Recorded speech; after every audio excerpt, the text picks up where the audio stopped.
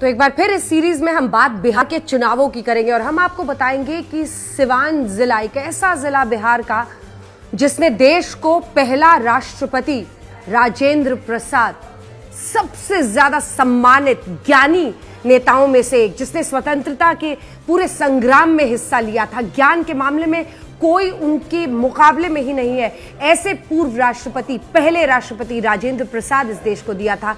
वही सिवान आज बाहुबल, अपराध के एक ऐसे अंधेरे में अब तो लगभग 3-4 दशक से है जिसका कोई मुकाबला नहीं हो सकता है। तो आइए बिहार चुनाव में इस बार आपको लिए चलते हैं उस सीट के सफर पर जिसके जरिए आप ये समझ पाएंगे कि बिहार की राजनीति में अपराध, बाहुबल के वर्चस्व का जो ये अपराध लगता है उसका एपिसेंटर सिवान कैसे बन गया।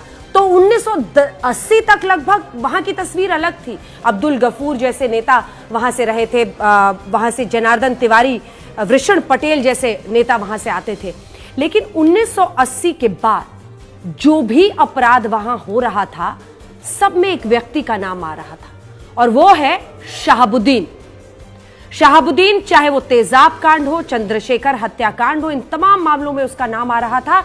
और वहां पर अस्पतालों में, स्कूलों में, सरकारी दफ्तरों में छोटे सरकार के नाम से एक व्यक्ति जाना लगा, वो था शहाबुद्दीन। और शहाबुद्दीन ने अपने बाहुबल के जरिए, अपना धन कमाने के एक अलग अंदाज के जरिए, अपना वर्चस्व अपने समर्थकों के जरिए पूरे इलाके में, सिवान जिले में ऐसा बना लिया कि सोचिए अपनी पॉलिटिक्स में उसकी एंट्री हुई और उसके बाद वो 2 बार, अगर मैं सही हूं, 2 बार वो विधायक बना और 4 बार सांसद।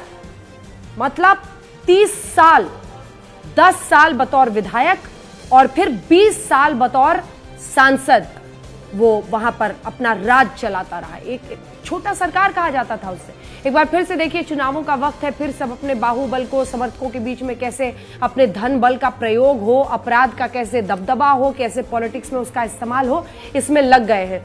लेकिन थोड़ा सा एक मोड़ आया लगभग 2010 के बाद। वो भी ऐसा नहीं कि कोई आसमान से उतरा हुआ व्यक्ति वहां की सफाई कर गया और सब कुछ अच्छा होने लगा। चुनौती अगर शहाबुद्दीन को किसी ने दिया तो वो ऐसे ही बाहुबल का प्रयोग करने वाला एक दूसरा व्यक्ति जो अजय सिंह के नाम से जाना जाता था। अच्छा, अजय सिंह ने भी अपने तरीके से, अपने अंदाज से अपराध लिप्त होते हुए कई मामलों में उसने शहाबुद्दीन का दबदबा जरा कम कर दिया। अब इसकी वजह से जबरदस्त खलबली थी, लेकिन बहुत कोशिश की अजय सिंह ने। 2011 के चुनाव थे, टिकट उसको मिला नहीं रहा।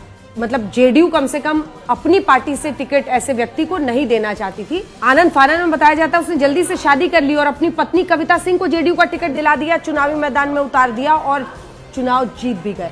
तो कुल मिलाकर अगर आप देखें तो शहाबुद्दीन का वो जो एक एरा था, जब उसने 2 बार विधानसभा और 4 बार लोकसभा के चुनाव जीते, उसको अगर सीधा मुकाबला कहीं से मिला तो वो अजय सिंह के ही परिवार से मिला। यहां तक कि पिछले 2019 के लोकसभा चुनावों में तो शहाबुद्दीन जेल में था। उसने देखा कि अब वो चुनाव लड़ नहीं सकता है आजीवन कारावास होने की वजह से, तो उसने अपनी पत्नी को चुनावी मैदान में उतारा सिवान सीट से।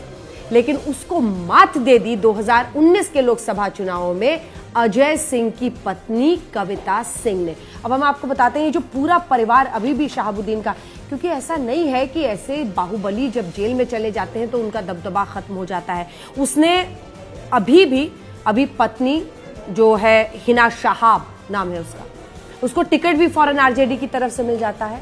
और हिना शहाब अभी भी रुतबा देखिए, रसूख देखिए आप ऐसे बाहुबली का कि आरजेडी के राष्ट्रीय कार्यकारिणी की सदस्य है शहाबुद्दीन की पत्नी। और उसका बेटा उसामा शहाब छात्र राजनीति में, आरजेडी में उसका दबदबा कायम है। तो तमाम राजनीतिक पार्टियां कैसे बाहुबल का इस्तेमाल करके एक ऐसे जिले को दागदार करती चली जा रही हैं जिसने इस देश को उनका पहला राष्ट्रपति दिया था।